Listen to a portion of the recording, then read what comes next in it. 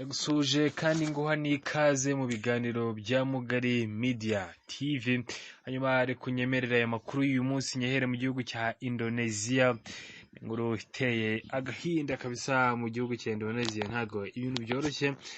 Ubwo n'abantu batembereye muri Indonesia mwagiye mubona aya makuru.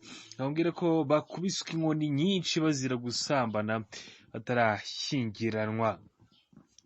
Abakundana bane bakubiswe inkoni nyinshi nyuma yo gukekwaho gukora imibonano mpuzabitsina batarakora ubukwe, aho barenze ku mategeko akomeye yerekeye imibonano mpuzabitsina mu karere ka bahezanguni bo mu idini rya Islamu muri gihugu cya Indonesia. Intara ya Aceh nicyo gice cyonyine gikurikiza amategeko ya Sharia mu gihugu gituwe cyane n'abayisilamu ku isi cya Indonesia, kandi niko gace konyine gakubita abantu biboko bananiwe kubahiriza amategeko ya Sharia.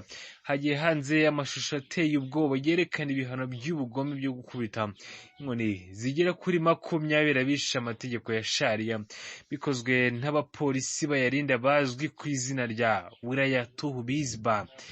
Abagore bagaragaye bapfukamye imitwe yubitse mu gihe abagabo bari bahagaze mu gihe cyo gukubitwa ibi biboko. Nyuma y'ibi biboko amashusho yerekana ibikomere by'umugabo umwe amaze gukubitwa inkoni nyinshi. Abayobozi bagenzura umugongo we uri kuva amaraso kandi afite n'ibisebe byinshi.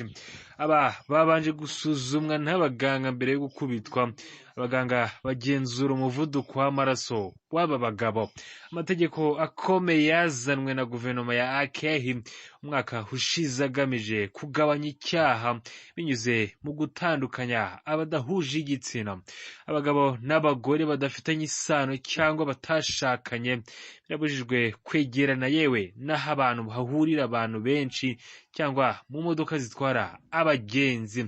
Itangazo rivuga ko aba batagomba kwicarana mu modoka no kwegerana mu buryo ubwo ari bwo bwose, ndetse no mu masaha y'urugendo. Abapolisi ba Sharia baba bazengurukana bareba abica itegeko bakaba bahanwa bikomeye. Aho ni mu gihugu cya Indonesia, urumva ko ni ibintu bitoroshye. Hanyuma reka nigire mu gihugu cy'Ubutaliyani. Mu gihugu cy'Ubutaliyani nta kindi kiri kuvuga uretse inama ya G7 itegerejwe kuzaba mu minsi iri imbere. Ariko mubwire ko bwa mbere Papa Francis agiye kwitabira inama ya G7 izaba yiga ku cyitwa AA. Minisitiri w'intebe w'Ubutaliyani akaba ari umuyobozi mukuru mu gihugu cy'Ubutaliyani yitwa Giorgio Meloni yatangaje ko Papa Francis bwa mbere mu mateka azitabira inama y'abakuru b'ibihugu biteye imbere bihuriye mu cyitwa G7 izaganirwaho imbogamizi ziterwa n'ikoranabuhanga ry'ubwenge bukorano AI. Mu bihe bishize Papa yatanze impuruza ku kaga gashobora guterwa n'iri koranabuhanga, anahamagarira amahanga kugena amategeko mpuzamahanga rigenga hagamijwe inyungu rusange. Inama ya G7 izabera mu majyepfo y'Ubutaliyani mu gace ka Puglia kuva kuri uyu wa 13 kugeza ku itariki ya 15 Kamena 2024. Izahuza abayobozi b'ibihugu bya Amerika, Ubudage, Ubwongereza, Ubufaransa, Ubutaliyani, Canada ndetse n'Ubuyapani. Minisitiri w'intebe Meloni yagize ati ni ubwa mbere mu mateka Papa azaba yinjiye mu bikorwa bya G7. Ndizera neza ko uruhare rwo ruzatanga umusanzu mu kugena imirongo migari ku mikoreshereze y'iri koranabuhanga.